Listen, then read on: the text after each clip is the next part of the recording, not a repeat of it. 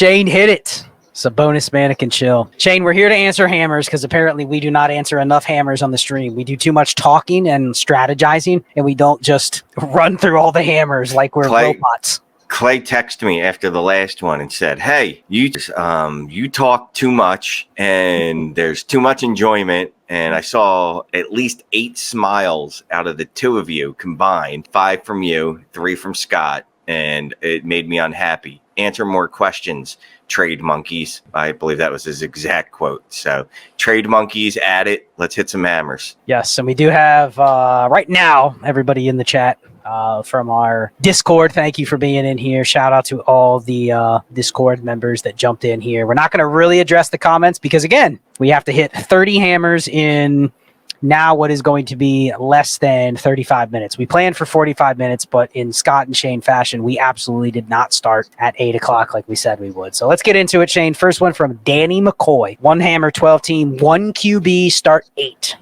PPR. I'm not even going to read the team. No. I mean, you can see it. It's a start 8, 1 QB. We have Lamar, Gibbs, Brees, Saquon, Tyreek, AJ Brown, Michael Pittman, Drake London, Zay Flowers, Trey McBride, George Kittle, Dalton Kincaid. And then a bevy of firsts, but none of them are too impressive. 107, 204, 207, 225 firsts, 426 seconds. Give Brees Hall, get Malik Neighbors. No. Bro. I said bro. I don't even know what that was. But bro, you said you weren't going to read the team. Then you went ahead and read the team. But no, I'm not giving Brees Hall and getting Malik Neighbors. Not in a start 8. Not in a start 9. Not in a start 10. Not in a start 11. Not under any circumstances. Well, not under these circumstances. Even if you won the chip, not the ship, the chip. No. And I don't know that chip. And it always bothers me when people call it the chip. I don't believe that is the correct. That's like a Dorito. Abbreviation.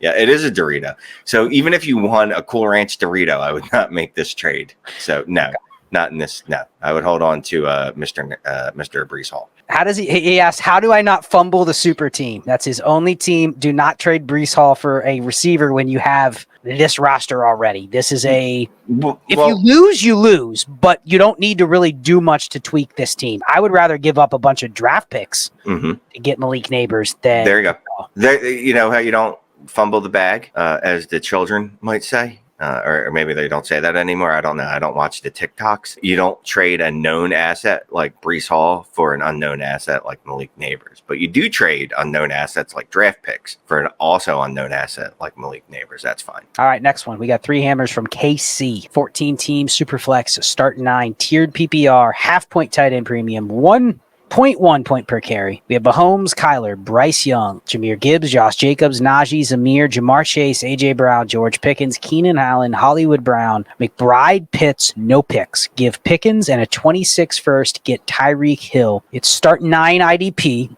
High scoring, big bonuses make QB and big plays super valuable contending team. Want the hammer, but would leave me with no future first for 2 years. Owner is set on having to have George Pickens. So very simple 3 hammer question. This roster, you giving up Pickens and your 26 first for Tyreek Hill, Shane?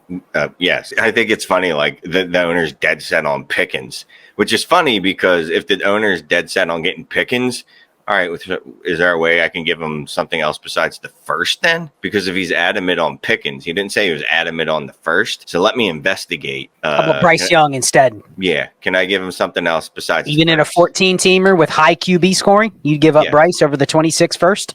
Yeah, start 9. I got Patrick Mahomes and Kyler. Bryce Young should never start a game for me unless there's an apocalypse in Kansas City or in Arizona. So basically, if the west coast of the country collapses and falls into the ocean, then I'll start Bryce Young. Other than that, I will never start Bryce Young. So yeah, I'd prefer moving Bryce Young. But if that doesn't happen and he's adamant on the 26 pick as well, then I'll move both of those things to get Tyreek Hill and go with me another championship. Cool. All right, 3 from someone. 3 hammers.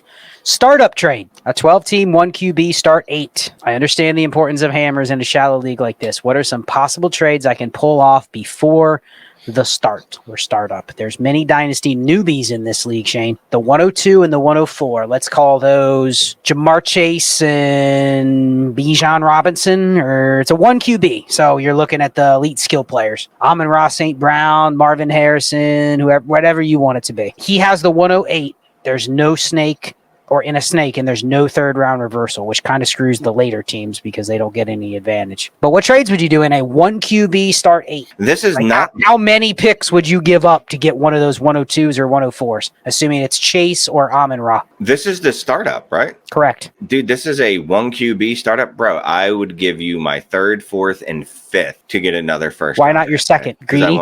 Yeah, I'm greedy. What about future firsts? Yes, preferably my 2024. Preferably my 26, because I would like to make my 25 pick.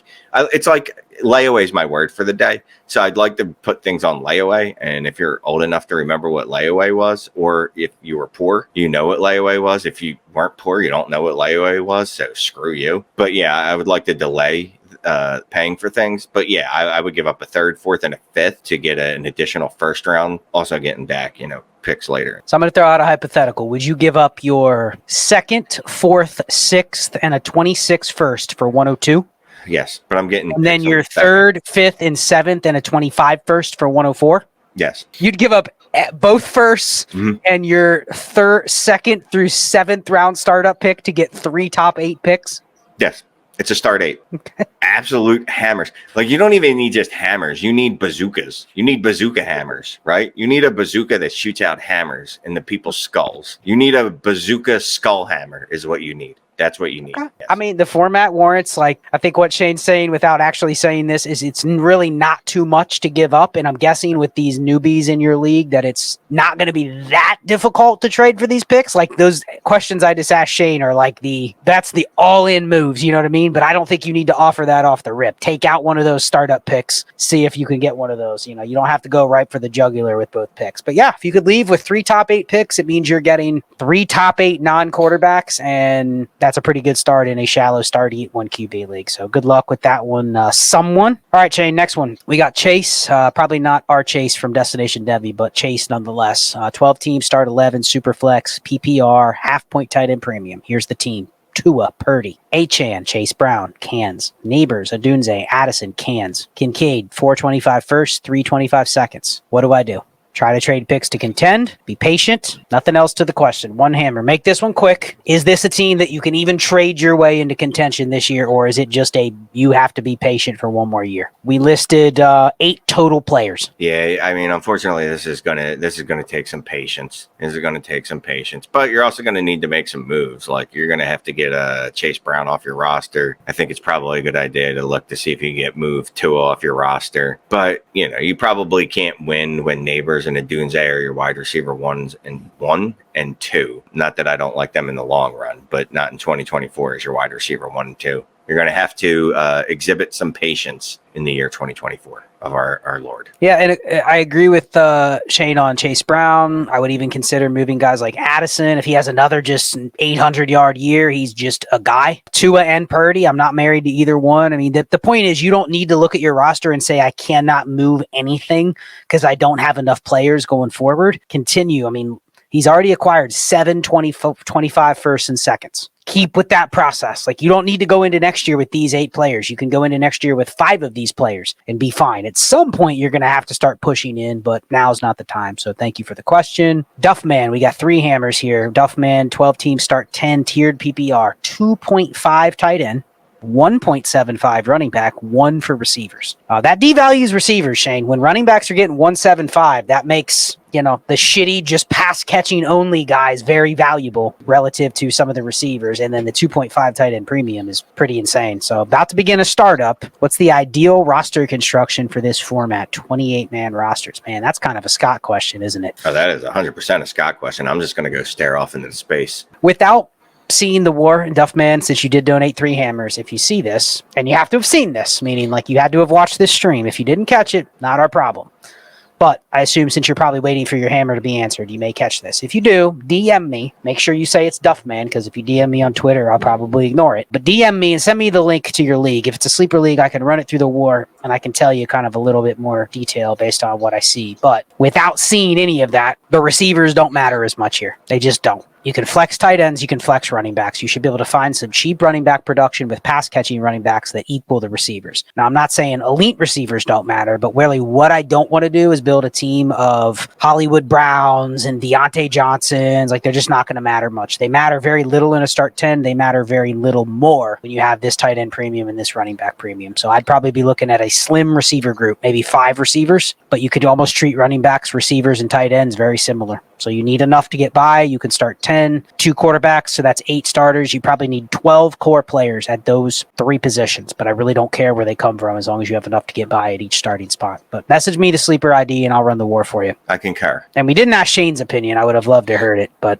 that, for the sake of just keeping the flow of the show. I will say go heavy on pass catching running backs. Yeah, there you go. When in doubt, like, don't be scared of drafting Jaleel McLaughlin. You know, this 1.75 premium. He gives you 5 catches. You're in like Flint. So, all right, 1 of 2. This is from Cal. 12 teams start 9 PPR, wide receiver, and tight end, and then half point for. How do you read that? Half point running back. PPR, wide receiver, and tight end, 0.5 running back. Okay, he didn't separate 0.5 running back. That's why it confused me. Anyway, A. Rich and Kyler, Michael Penix as a third, James Conner, Kendre Miller, Chase Brown, Zach Charbonnet. That is a running back room I can fall in love with, baby.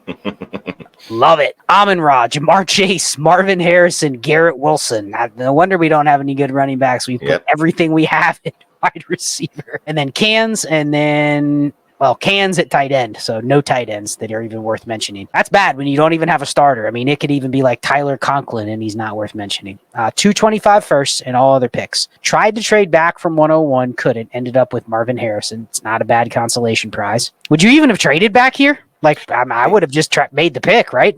Yeah, like why? It's start 9. You had Kyler. You only had 3 receivers. Like, Marv was like a... Yeah, you had Kyler. From like the gods, wasn't it? Yeah, like so it's a start 9.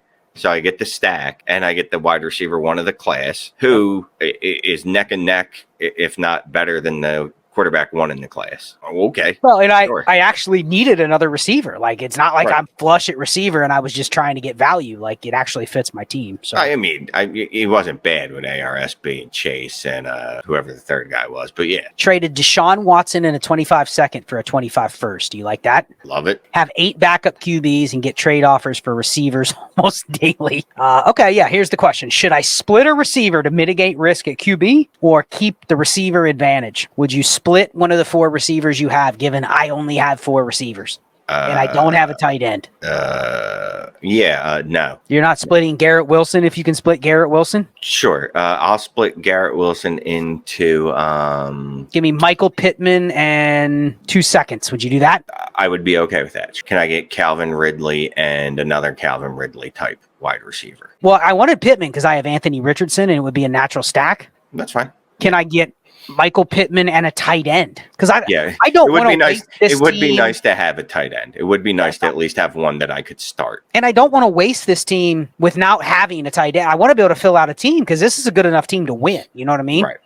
Can I add a first to Garrett Wilson to get Michael Pittman and Trey McBride? And it gives me the McBride, Harrison, Kyler triple stack? Yeah, and we have 225 firsts. And quite frankly, if we're going to, this is a team we could expend or use a first. This is a team I'd be okay using a future first on because it's not like we have many needs. And we also have players that we could use in the future. We have Penix, who could be someone we could trade in the future for another first if we really needed it. So, yeah, I'm on board with this. So to answer his question, yes, we'd be okay with splitting Garrett Wilson. Would you want to split one of the other 3? Amon-Ra, Chase, or Marv? You just roll?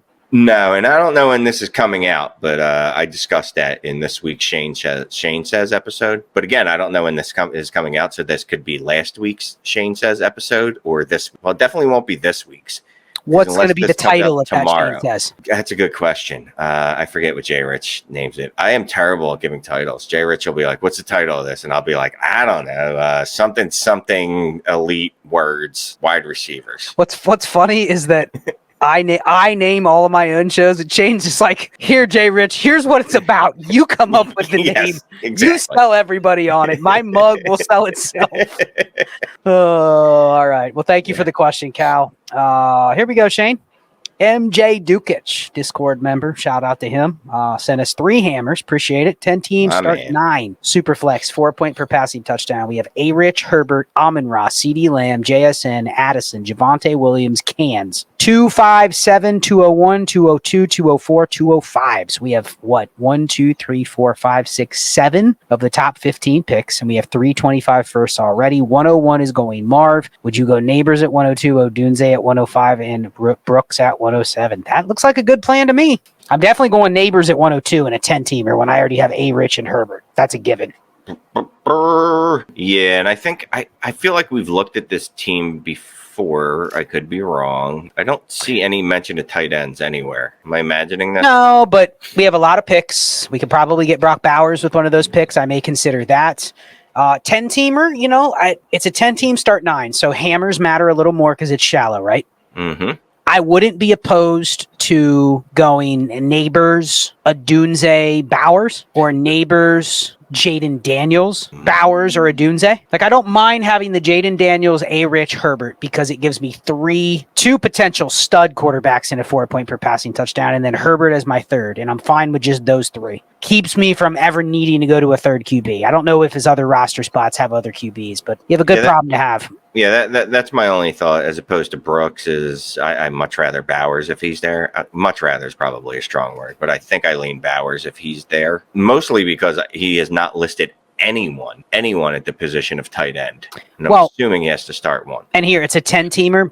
If I told you what is easier to get in this draft, if I told you he can leave this draft with Blake Corum, Trey Benson, and Jalen Wright, I'd rather have Brock Bowers in the first and get all the running backs that are going to go in the second. I mean, you have the 201, 2, 4, and 5. Yeah. You may be able to get Lloyd, Wright, Benson, and Corum. Right. As opposed to going Brooks, Jatavian Sanders, Ben Sinnott, and Tip Raymond. I would normally say trade some of those future picks, but he already has 325 first. So, this is a team where if you get those 3 picks right and you just supplement with the running backs, all of a sudden you've added those 4 running backs to Javonte. I can take my chances with that and some of the future assets. I can buy a running back later. So he says limited activity, tried getting Bijan with 102, but no luck. There's our advice, man. You got the league by the balls with the picks, right? You don't need to rush. Obviously, you could try to get a hammer. What would you trade the 102 for, Shane? Or what would you give up for A-Chan here? Would you give up the 105? I don't need to, but I would. So you're giving up a Doomsday for A-Chan? Yeah, because this is definitely a league where I want a dude that could put up a spike week. Again, look at the weeks that Chan put up. Just look at half of his weeks last year were more than 25 plus points. I mean, that's just, you can't buy that. And that's what you need in a start 9, 10-teamer, you need those crooked numbers, like you said. 3 hammers from Jay Mookie, 12-team start 10, Superflex PPR. I have the 101, 102, 105, 106, 107, and 108. That's a fun set of picks. The team at 103 and 104 has bad QBs. One has only Danny Dimes. The other has only Bryce Young. He owns both of their 25 firsts. Would I be dumb to go QB? I only have Watson and T-Law. What do you think? That's the question, Shane. So we have the 1, the 2, the 5, the 6, the 7, and the 8. And he has the 2 firsts of the teams at 3 and 4.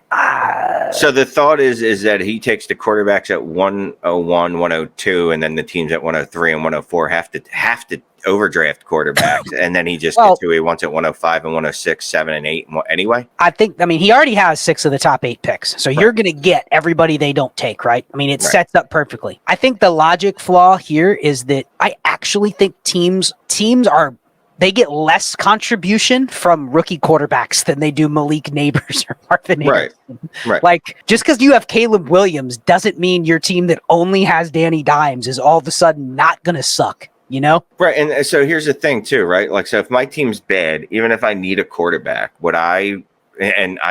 I've had this decision just because I need a quarterback, but JJ McCarthy's there. And so is, I don't know, let's just say Malik Neighbors. Well, who do you think I'm going to take just because I need a quarterback? You think I'm going to draft JJ McCarthy over Malik Neighbors? No. Well, I'm not going to do that. And here's what I would Drake do. May. I'm going Caleb and Marv. Mm-hmm.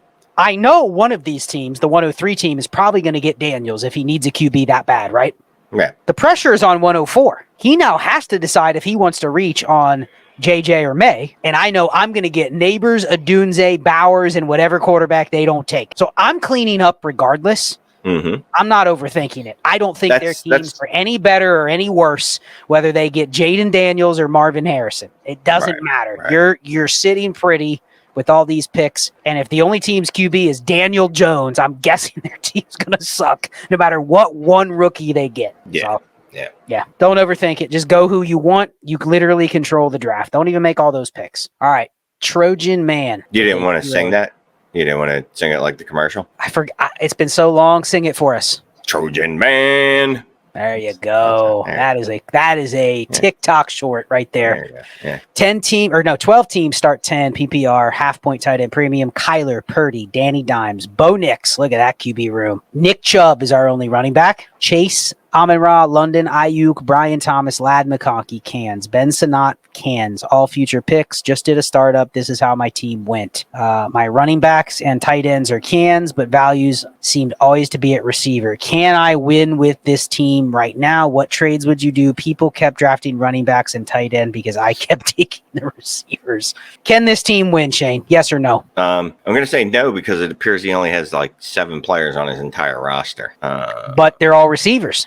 I'm going to guess. Just to say receiver-heavy market. Quarterback room. I like his quarterback room. Kyler and Purdy at the top end. Then you've got Daniel Jones.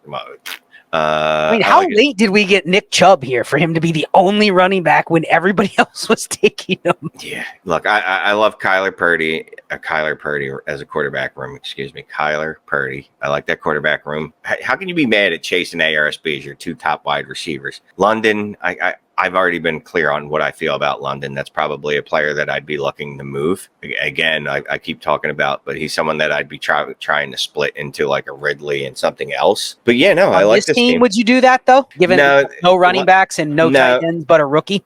London's probably, I'd be looking at, well, okay, how can I add a tight end and a running back? How can I turn London into a tight end and a running back? And not just like a bad one, like a useful one. Like, can I give up Drake London and Nick Chubb for Malik Neighbors? Oh, dude, if I could do that, I would absolutely fall There's over. People out there that like Drake London over Malik Neighbors. He is the tight end 11 today, back up to 11 on KTC for what receiver? Worth. Yes. yeah. If he was a tight end 11, he would not be worth that much. But yes, back up to wide receiver 11 on KTC for whatever that's worth. But yeah, I would make that deal all day. But yeah, like what else can I do with London? But I like this team. Can we use BTJ? I know you're just coming out of the draft. Can I use Ladd? Can I use either of those 2 players to maybe fill in my tight end room, my running back room? But I like your team. Yeah, I like your team. You do Keon Coleman and a first for Drake London? I would. Yes, I would. That's the kind of deal where if you're willing to take the risk on a guy like Keon, I think you could definitely smash that trade, and it doesn't even matter for you till next year because you're not winning this year. So I think that's the kind of deal, leverage trade I'd try to do with London if you can get it. And you could probably get a little more. You could probably squeeze a little bit more out of that lemon, considering the market's opinion of Drake London. 3 hammers, just wing it. 12 teams start 11. PPR, half point tight end premium. We have Mahomes, Kirk Cousins, Deshaun Watson, CMC, Jacobs, Henry, Kamara, Ramondre, Chubb, DJM, Evans, Ridley, Cans, Ingram, all future picks. Give Mahomes, get Devontae Smith and Justin Herbert. Yes or no? No. Runner up last year, obviously a very old and receiver and running back room. What should be my price tag to tear down from Mahomes? Should I even be looking to do that? Here's the team. Here's the thing, right? And I might be guilty of this. I know I'm guilty of this. I kind of undervalued, if that's possible, how good Mahomes has been throughout his career because he's had one down season, maybe a couple down seasons. But if you look at his career historically, he's generally the QB2, top 5 QB seasons and high scoring, not just like QB, like scoring 18 points a game type of seasons. I don't think Herbert and Devonta Smith is enough for that, even in a start 11. To me, that's just not enough. What do you think the tear down price is? That's a harder question to answer. I don't know. It's one of those deals. I'll know it when I see it, though. It's kind of like someone's going to have to make me accept an offer. I don't think it's Devonta Smith and Justin Herbert, though, because if it was, I would immediately accept it. I mean, it's not, but that's also in a start 11. That's probably a team that is actually willing to offer the type of deal I would want. Mm-hmm. You may not have another offer in the inbox. So my advice on this team is here's the problem. This team can win. I mean, you have way too many good running backs. You don't need Ramondre, Kamara, Henry, and Jacobs on the same team. But if you're going to tell me I can't even get a second for those guys, then you know what I do, Shane? I just take the field with this roster and wait till the season. And hopefully during the season, there becomes a market for one or two of those guys. But otherwise, you don't have a choice. You're not tanking with this team. This team sets its lineup. It's good. It's real good. It's just not the way I want to win with old receivers and very old running backs. Right. Like, there's a lot of fragility with this team, but like you said, runner up last year, very old. But the problem with being very old is very inflexible. So you probably just have to wait. I'm not splitting Mahomes because I can't move these veterans in June. But you got to be aggressive when it presents itself. Even if your team is 3-0 and Alvin Kamara is averaging 27 points a game and someone says, I'll give you a first. What do, Shane? You just you take it and walk away.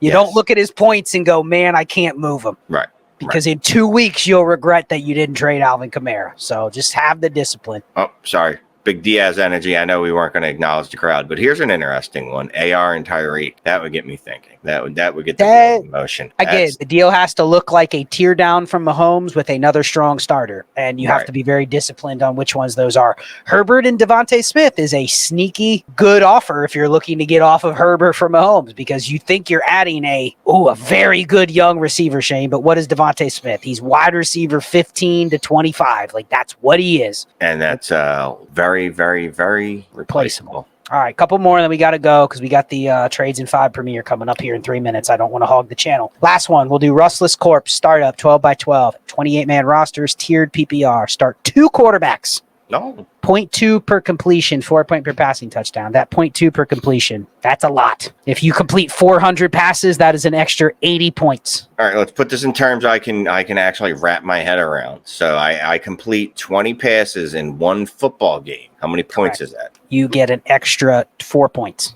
4 points. Okay. If you complete 400 passes, which a lot of in the one game passers in one season, that's 80 points. That would be the equivalent of an extra 14 touchdowns. Okay, that's a lot. That's a lot. That is a lot. That is a lot. The quarterbacks you actually want here, this is an interesting 4 point per passing touchdown, but then do you know what you want? The high volume pocket passers that are going to complete a lot. Like, you want Lamar Jackson, but he ain't completing the 400 passes. So no. Advice for roster construction and startup strategy. So it's 12 by 28 without knowing anything else about the scoring, 2 PPR and 0.25 point per carry. That greatly increases the flex viability of running backs and tight ends, which means I have to start 10 non-quarterbacks. With that quarterback scoring, I absolutely want to have 2. And I can be liberal with the elite quarterbacks. Like, Joe Burrow's an elite quarterback. CJ Stroud is an elite quarterback. Like, the pocket passers that can complete a lot of passes are also elite. Yes. Give me 2 of those guys. I'm fine with the backup QB strategy, just as you would, because quarterbacks are going to be valuable here with the point per completion. Everything else, Shane, that's 10 starters. Just throw those in a bucket, man. Like 2 PPR, 0.25 point per carry. Like, you can kind of flex everything. Just take BPA. And I'd rather probably roster like 8 to 10 quarterbacks and the rest just skill players. Don't overthink it. Pick the players you want. All right. We're a minute shy. We didn't get through all the hammers, but we probably got through half of them. So, we'll have to come back and maybe do another quick hammer stream, another 30 minutes on Mannequin Chill sometime this weekend or early next week. But thank you for the patrons that tuned in. Go to the live channel right now to watch the Tyreek Hill or the Jamar Chase video premiere here at 8:45, Shane. I'll watch it. I'm very excited to see what we said. Shane is going to watch himself the first time ever he can watch himself live on YouTube. So be chill, everybody. Thank you.